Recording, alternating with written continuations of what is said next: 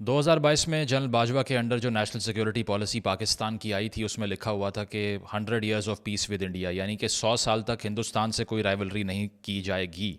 बहुत से सहाफ़ियों ने यह भी बात की थी उस वक्त कि ये कह रहे हैं कि हिंदुस्तान से कश्मीर का डिस्प्यूट हल किए बगैर भी बात हो सकती है, जो कि गद्दारी के ज़ुमरे में आता है।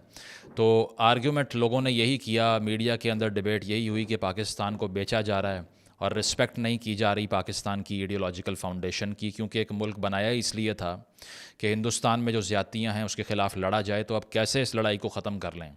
उसकी वजह कि एग्जिस्टेंशियल क्राइसिस का शिकार हो जाएगा पूरा मुल्क, जिसकी फाउंडेशन का प्रिंसिपल ही बेसिकली ये है कि हमने हिंदुस्तान से एक स्टेट ऑफ कोल्ड वॉर में रहना है और उनसे दोस्ती नहीं हो सकती। तो उस पर बहुत से लोगों को एतराज़ यही था कि ये नेशनल कॉज को बेचने के मुतरादिफ है। लेकिन दूसरी तरफ अगर लड़ाई की बात की जाए तो बैलेंस ऑफ पावर कितना है, ये इस खबर से आपको आइडिया हो जाता है, जिसको डिस्कस करने के लिए आज हम यहाँ पर आए हैं।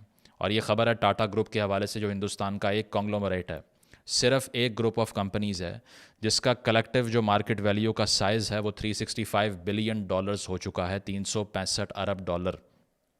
पाकिस्तान का कलेक्टिव जीडीपी इस स्टेज पे जब हम ये बात कर रहे हैं $341 बिलियन है, यानी कि टाटा ग्रुप की जो नेटवर्थ है वो पूरे पाकिस्तान से ज़्यादा बढ़ चुकी है। एक कंपनी जो हिंदुस्तान में एग्जिस्ट करती है, जो मल्टीपल बिजनेसेस को ऑन करती है, वो पाकिस्तान से ज़्यादा कीमती हो चुकी है। इसके बाद क्या आपको कोई ऐसा आर्गूमेंट समझ आता है कि हमें हिंदुस्तान से लड़ना चाहिए या फिर उनके साथ कोई बात नहीं होनी चाहिए? क्या इसके बाद कोई ऐसा आर्गूमेंट जो आपको राइवलरी की तरफ लेकर जाए और आपको ये बताए कि हमारा काम ये है कि हम अपनी तमाम एनर्जीज़ हिंदुस्तान के साथ डिस्प्यूट लेने में लगा दें? ये सेंसिबल बात लगती है? अगर इस एक कंपनी की बात करें तो इसके अंडर जो हमें नज़र आता है वो सिर्फ एक टाटा कंसल्टेंसी की जो फर्म है, सिर्फ उसकी मार्केट वैल्यू $170 बिलियन है, जो सॉफ्टवेयर के हवाले से और आईटी एक्सपोर्ट्स के हवाले से मशहूर है। तो एक कंपनी जो इस ग्रुप के अंडर फॉल करती है, वो सिर्फ एक कंपनी पाकिस्तान का आधा जीडीपी से ज़्यादा वैल्यू रखती है इस वक्त मार्केट में। और इसके साथ साथ अगर इस कंपनी की तारीख़ की हम बात करें तो ये तकरीबन 1868 में इट कम्स इनटू बीइंग। 1903 में ये ताज होटल बनाते हैं जो बहुत मशहूर था। फिर उसके अलावा होटलिंग बिज़नेस में जाते हैं। इसके अलावा जो इनके बेटे थे जमशेद टाटा के, जो फाउंडर थे इस कंपनी के, 1907 में वो पहली स्टील मिल एशिया की बनाते हैं। तो आप ये देखिए कि किस कदर फेवरेबल बिज़नेस एनवायरनमेंट होगा कि एक मुल्क में 1870 से एक कारोबारी फ़र्म जो है वो डील कर रही है और ग्रो करती जा रही है। यह आपको ये बताता है कि वहाँ पॉलिटिकल इंस्टेबिलिटी का उतना मसला नहीं है जो पाकिस्तान में है, ना वहाँ पॉलिटिकल विच हंटिंग एग्जिस्ट करती है। अगर करती होती तो क्या आपको ये लगता है कि over the course of history 100 या 120 या 150 साल तक ये सर्वाइव कर पाते? अगर कर रहे हैं तो यही सबूत है कि कौन सी मार्केट पाकिस्तान में या हिंदुस्तान में ज़्यादा फेवरेबल है बिज़नेस करने के लिए।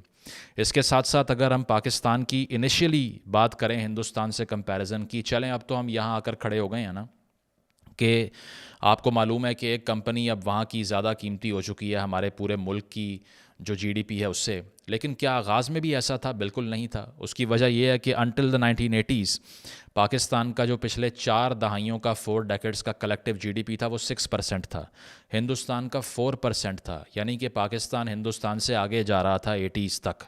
अब इसका सीक्रेट भी आपको पता है कि वो फॉरेन एड ही है। एयर मार्शल नूर खान ने फेमसली ये बयान दिया था ना कि दरअसल एड लेकर अगर आप अपना इंडिजिनस रिसोर्स को बिल्ड कर लें तो फिर तो ठीक है, लेकिन पाकिस्तान की मिसाल उस ओपीएम सूंघने वाले जैसी हो चुकी है जो इस नशे पे लग चुका है, जिस नशे का नाम है बैरूनी इमदाद यानी कि फ़ॉरेन एड। और वो इतना डिपेंडेंट हो चुका है कि एयर मार्शल नूर खान ने कोट एंड कोट ये बात की कि it simply kept on begging to foreigners to bell them out of their difficulties. यानी कि पाकिस्तान ने सिर्फ एक हैबिट डेवलप की पहले 40 सालों के अंदर, और वो हैबिट ये थी कि बाहर जाके लोगों से एड का मुतालबा करो और मुल्क चलाओ।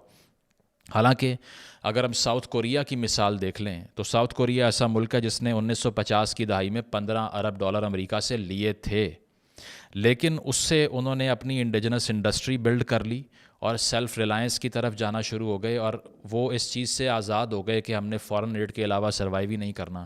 اور آج آپ دیکھیے کہ ساؤتھ کوریا دنیا کی فاسٹسٹ گروئنگ اکانومیز میں سے کھڑا ہوا ہے، اور پاکستان اسٹیج پہ اگلے 2 مہینے کے پیسے نہیں ہیں کہ کیسے فائنانس کرنا ہے اپنے جو ڈیٹ ہے اس کو.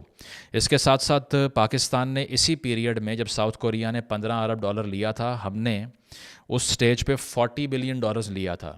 یعنی کہ تقریباً ڈبل سے بھی زیادہ پیسے ساؤتھ کوریا سے پاکستان نے بائے کیے، لیکن بنایا کیا؟ کچھ بھی نہیں. اس کی وجہ ہے کہ نہ ہم نے یونیورسٹیز بنائی، نہ ہم نے انسٹیٹیوشنل ڈیولپمنٹ کی، نہ ہم نے پولیٹیکل انسٹیٹیوشنز کو بہتر کیا، نہ بیوروکریٹک ریفارم کی، نہ ڈی کولونائزیشن کی. اور اس سارے پیسے کو صرف اور صرف ہم نے ملٹری ہارڈ ویئر خرید کے ہندوستان پہ دھاوا بولنے پہ لگا دیا. اور آج آپ رزلٹ دیکھ لیں کہ اب ان پہ دھاوا بولنے کے قابل بھی نہیں رہے. اگر تو آپ کے پہلے 5-6 ڈیکیڈز کی فارن پالیسی کا مقصد صرف یہ تھا کہ دنیا کے نقشے سے ہندوستان کو ختم کرنا ہے، تو آج تو آپ ٹاٹا کمپنی کو ختم نہیں کر سکتے، باقی تو سب بہت دور کی بات ہے. آج تو آپ ان کی ایک سٹیٹ کے ریونیو کے برابر پیسے نہیں کما پا رہے. تو کیا یہ جو ہیٹرڈ ہم نے پچھلی 50 سال 60 سال کی پالیسیز سے لوگوں کے اندر انجیکٹ کیا ہے، کچھ ملا اس سے ہمیں؟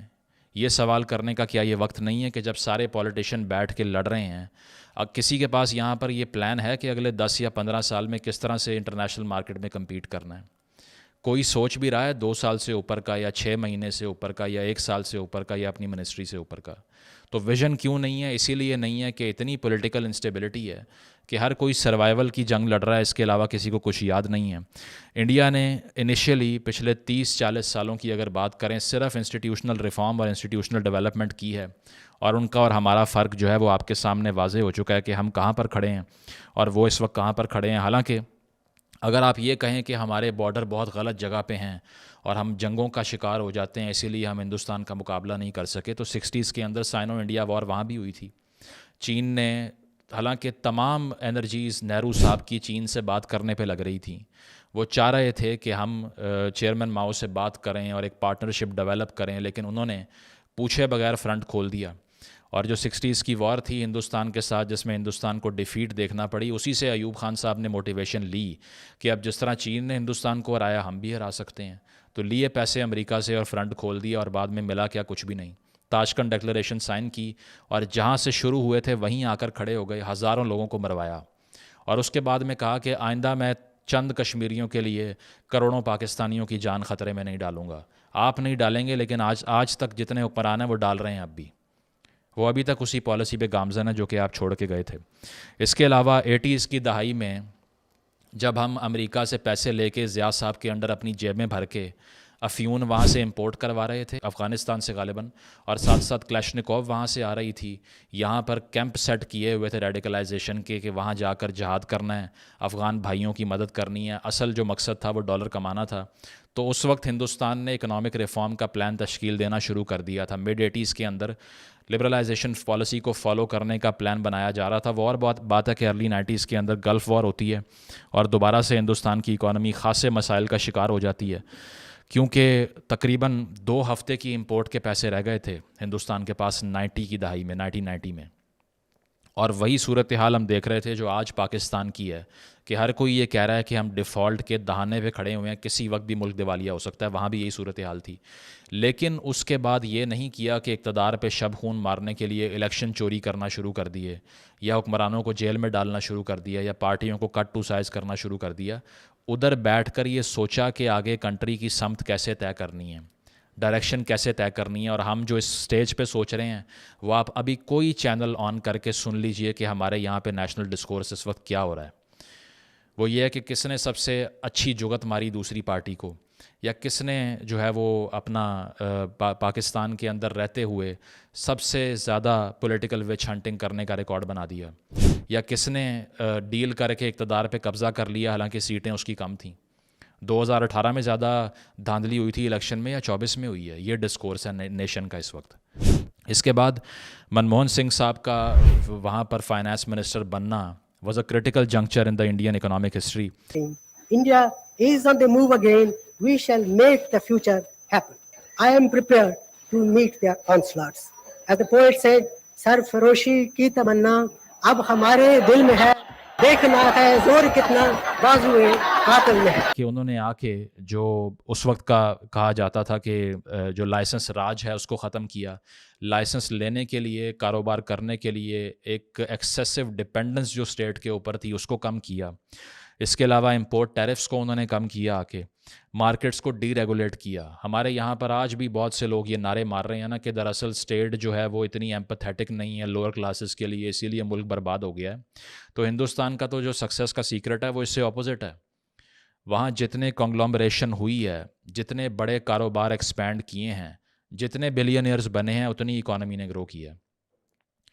پاکستان کے پاس اس سٹیج کے اوپر کوئی ایک بھی یونیکارن فرم نہیں ہے. یونیکارن فرم کیا ہوتی ہے؟ جو ٹیکنالوجی کمپنی یا پھر اسٹارٹ اپس ہوتے ہیں جو کہ ملٹیپل بزنس اون کرنا شروع کر دیتے ہیں.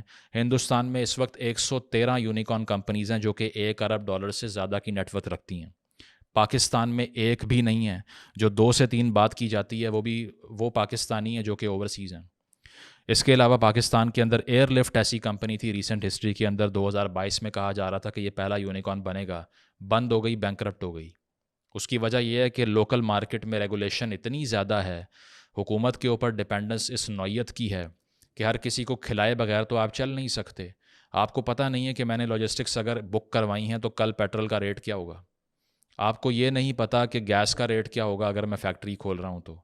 آپ کو یہ بھی نہیں پتا کہ گیس آئے گی بھی یا ملے گی بھی یا نہیں ملے گی. تو پھر کون یہاں پر انویسٹمنٹ کرنے کے لیے آئے گا؟ اگر 5 مرلے کا پلاٹ بھی لینا ہو نا تو ہم جا کر پہلے یہ سرچ کرتے ہیں کہ جس جگہ پہ لے رہے ہیں وہاں پر انسٹیبلٹی تو نہیں ہے، وہاں پر کوئی میری فائل تو نہیں فیک بنا کے کوئی اور کریٹ کر کے دعوے دار بن جائے گا کاروبار کا. دیکھتے ہیں نا. تو کیا پورے ممالک یہ نہیں دیکھتے ہوں گے کہ کہاں پہ آ کے انویسٹمنٹ کرنی ہے؟ کیا یہ جو بگ بزنسز ہیں یہ پہلے انالیسز نہیں کرتے ہوں گے مارکیٹ کا کہ کیا یہ مارکیٹ فیوریبل ہے انویسٹمنٹ کے لیے یا نہیں ہے؟ یہی صورتحال ہمارے ملک کو کھا رہی ہے. اس کے علاوہ منموہن سنگھ کی جو میں بات کر رہا تھا، ٹیکسز کو کم کیا انہوں نے. ہمارے یہاں تو صرف ٹیکس بڑھنے کی خبر آتی ہے کیونکہ M D I M F directly Pakistan کی اکانومی کو چلاتی ہیں. ہندوستان میں تو ایسا نہیں ہے. ہم تو ابھی تک اپنی سوورینٹی کی وہی ڈیفینیشن ذہن میں رکھتے ہیں کہ اگر بارڈر پہ سپاہی کھڑے ہوئے ہیں تو ہم سیف ہیں. حالانکہ بات اب بارڈر سیکیورٹی کی رہی ہی نہیں ہے. اب economic sovereignty is every thing. اگر آپ کا ملک دیوالیہ ہو چکا ہے تو آپ کے چاہے فوجوں کے انبار بھی لگے ہونا کوئی سیفٹی نہیں ہے. اس کی وجہ یہ ہے کہ جب آپ فائنانس نہیں کر سکتے گورنمنٹ کے پبلک انسٹیٹیوشنز کو تو ملک نہیں چل سکتا. اٹامک بام کا آپ نے ٹیسٹ کر کے اپنے پاس رکھے ہوئے ہیں لیکن کیا اس سے کسی کا پیٹ بھر رہا ہے؟ یہ پوچھ لیجئے. کیا جاپان یا جرمنی کے پاس اٹامک بام یا نیوک ہے؟ نہیں ہے. اور دنیا کی ٹاپ 5 اکانومیز میں سے وہ ایک ہے. اور ہندوستان بھی جلد ان کو اوورٹیک کرنے والا ہے 2028 میں according to all estimates possible. اس کے ساتھ ساتھ اگر آگے چلیں تو 1991 کی یہ جو ریفارم جو منموہن سنگھ صاحب کے انڈر ہوئی مارکیٹ لبرلائزیشن کی اور گلوبلائزیشن کی، 92 سے 2005 تک ہندوستان میں ایک انقلاب کی صورتحال تھی، لٹرلی اے ریولوشن. اس کی وجہ یہ ہے کہ یہ تقریباً 13 سال بنتے ہیں. اس 13 سال کے عرصے میں 1991 میں ہندوستان کا جو جی ڈی پی تھا وہ $260 بلین تھا. لیکن اگلے 13 سالوں کے اندر جو فارن ڈائریکٹ انویسٹمنٹ تھی اس پہ 316% کا اضافہ ہوا. 316% increase in FDI which is an economic revolution in the making. اور بعد میں اسی ہندوستان کو 2018 میں ہم نے $2.3 ٹریلین کے جی ڈی پی کے ساتھ دیکھا ہے. تو 1990 میں $266 بلین اور 2018 میں $2.3 ٹریلین کے جی ڈی پی پہ کیسے پہنچے؟ یہ ریفارم کر کے اور اکنامک سیریسنس سے پہنچے. اس کے ساتھ ساتھ اگر بات کی جائے پاکستان کا یہ جو سارا پیریڈ تھا 1990s کا جس میں ہندوستان میں ریولوشن آ رہا تھا، تو ہم یہاں IJI بنوا رہے تھے. ہم نواز شریف صاحب کو IJI کے تھرو پیسے بٹوا کے وزارت عظمیٰ کے چیئر پہ بٹھا رہے تھے. پھر بے نظیر کے خلاف کیسز بنا رہے تھے نیب کے. اس کے علاوہ ہم 58(2)B سے پریزیڈنٹ کو ایکسیسولی امپاور کر کے ریپیٹڈ پارلیمنٹس جو ہیں ان کو ڈیزالو کروانے کی ٹریننگ دے رہے تھے. پھر جب کچھ نہیں چلا تو 99 میں مشرف صاحب نے کہا کہ آپ ساری دفعہ ہو جائے میں آ جاتا ہوں، اور کو کر کے انہوں نے اوورٹیک کر لیا. یہ کر رہے تھے اس ٹائم پہ جب ہندوستان ایک ڈفرینس میک کر رہا تھا اس پیریڈ کے اندر. I think the last chance that we had to formally engage with India وہ تبھی تھا جب واجپئی صاحب کو لاہور بلایا تھا. وہی لاسٹ مومنٹ تھا. اس کے بعد یہ ٹرین یہ بس جو ہے وہ ہم نے مس کر دی ہے. اس کی وجہ یہ ہے کہ اگر آپ اسی کولڈ وار مینٹیلٹی میں پڑے رہیں گے تو اس سے ملے گا کیا؟ آپ کو یہی ملے گا کہ دشمنی تو بہت ہوگی, گالیاں تو بہت دینی آئیں گی, دانت کھٹے کر دیں گے, دانت توڑ دیں گے, یا پھر طبق روشن کر دیں گے, یہ میڈیا میں لینگویج یوز ہوتی ہے. بے شک آپ جتنی بھی باتیں کر لیں کہ وہاں پر جو پاکستان کے فارن پالیسی گولز ہیں اس کے اگینسٹ چیزیں ہو رہی ہیں, یا وہاں ہیومن رائٹس وائلیشن جو ہو رہی ہے اس پہ بات کرتے رہیں, لیکن سب سے پہلے اپنے آپ کو سپورٹ کیے بغیر اگر آپ نے تنقید بھی کسی پہ کرنی ہے تو کر کے دیکھ لیں. کلیکٹیولی ساری مسلم کمیونٹی OIC میں بیٹھ کے اس وقت ماتم کر رہی ہے اسرائیل کی فارن پالیسی کا. کیا فرق پڑ رہا ہے؟ کچھ بھی نہیں.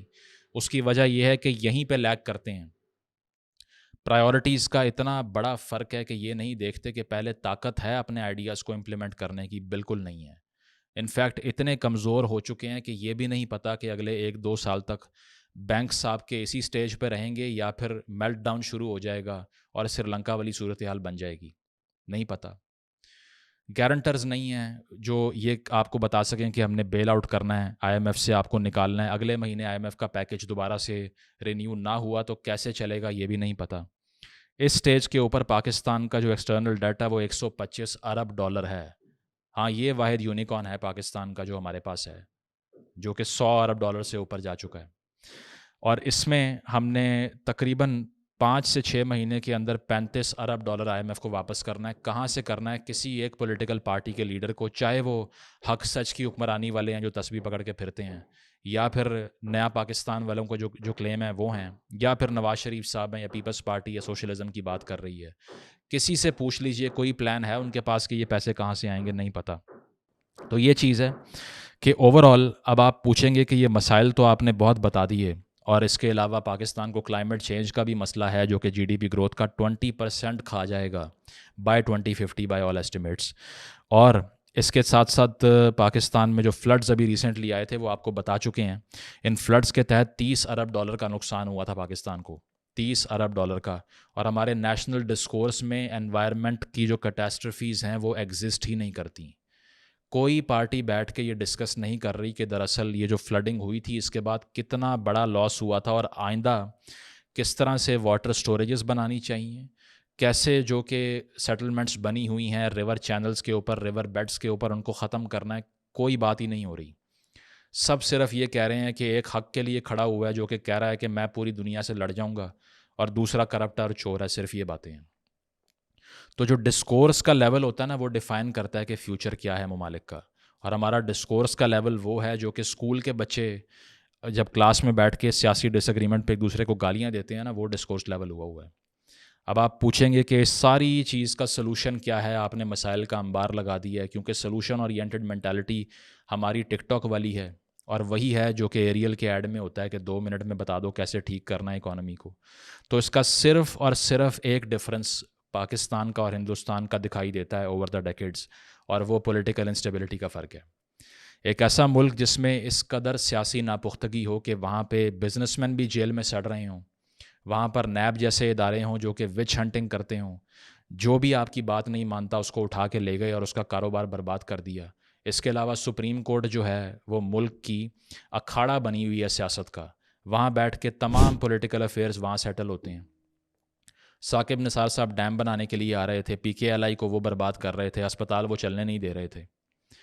اس کے علاوہ کراچی کے اندر ملٹیپل بزنسز کو اسی جوڈیشری کے ادارے نے برباد کر دیا صرف پرسنل بائس کی وجہ سے.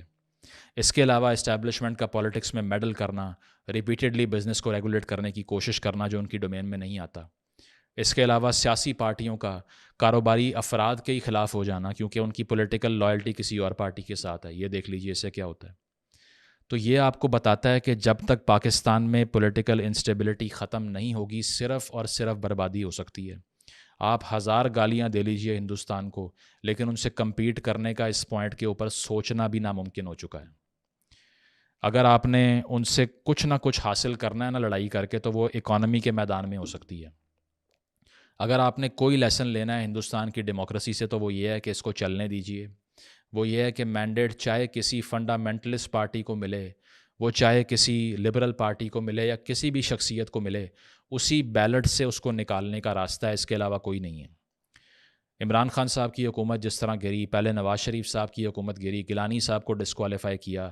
پچھلی 2 ڈیکیڈز میں جب ہم نے سیاسی حکومتوں کو چلتا کیا ہے, مارکیٹ نے سفر کیا, انویسٹمنٹ کم ہوئی ہے, اس کے علاوہ ٹیررزم جو آپ نے پاکستان کے اندر ایک آرکسٹریٹڈ مینٹالٹی پچھلے 6 دہائیوں کے اندر جو آپ نے فارن پالیسی اپنی اتنی ریڈیکل بنائی ہے کہ اس سے آدھا نارتھ آپ کا ویپنائز ہو چکا ہے، اس کے تحت یہاں کون انویسٹمنٹ کرنے کے لیے آئے گا؟ جب بھتے کی پرچی آ جائے گی، جب دھمکیاں ملیں گی، جب گلی گلی میں سوسائڈ اٹیکس ہوں گے، دھماکے ہوں گے۔ تو سب سے بڑی چیز یہ ہے کہ ایک سیکولرائزیشن اور لبرلائزیشن چاہیے سوسائٹی کی، گورنمنٹس کی، اور ڈیموکریٹائزیشن چاہیے۔ اگر تو اسٹیبلٹی نہیں آتی سیاسی میدان کے اندر تو پھر آپ مفتاح اسماعیل لے آئیں یا اسحاق ڈار لے آئیں یا عاطف میاں لے آئیں یا کوئی بھی لے آئیں، ویسے وہ تو آ نہیں سکتا نا، کیونکہ اس کا تو سیکٹ ہی ایسا ہے جو ہمیں قابل قبول نہیں ہے۔ جس کمپنی کی ہم بات کر رہے ہیں، جس سے ہم نے یہ آرگیومنٹ شروع کیا، ٹاٹا گروپ، اس کو جو اون کرتے ہیں وہ زورواسٹرین ہیں اور پارسی ہیں۔ وہ کسی نے مذاق سے لکھا ہوا تھا اس پوسٹ کے انڈر کہ اگر پاکستان میں ہوتے تو کسی مذہبی کیس میں جیل میں سڑ رہے ہوتے۔ یہ تو معاشرے کی صورتحال ہے کہ یہاں پر کیا کوئی ڈائیورسٹی ایگزسٹ کرتی ہے؟ ہندوستان کے اندر ایک مائنورٹی گروپ سے ایک بندہ اٹھ کے سب سے بڑا بزنس اونر بن جاتا ہے، اور ہم نے دیکھا کہ ابھی ریسنٹلی ایئر انڈیا جو کہ ٹاٹا گروپ ہی اون کرتا ہے، اس نے امریکہ کو 10 لاکھ نوکریاں فراہم کی ہیں۔ یہ میں نے پہلے بھی ڈسکس کیا تھا، 2022 کی بات کر رہا ہوں، اور 220 ایئر کرافٹس کا آرڈر دیا ہے جو تاریخ کا دوسرا سب سے بڑا آرڈر ہے۔ 220 جہاز اور بوئنگ طیارے 747 تیار کرنے کا آرڈر دیا، جس کے بعد یو ایس پریزیڈنٹ نے مودی کے لیے لال قالین بچھایا اور سب نے پاکستان میں ماتم کیا کہ یہ تو گجرات رائٹس میں انوالو تھے اور ان کو تو داخلہ منع تھا، ان کو کیسے آنے دیا؟ ایسے آنے دیا ہے۔ $45 بلین ان کی جیب میں جا رہا تھا، اس لیے کارپٹ بچھایا انہوں نے، اور آپ کو فون نہیں کیا 2 سال تک۔ عمران خان صاحب چیختے ہوئے چلے گئے اقتدار سے۔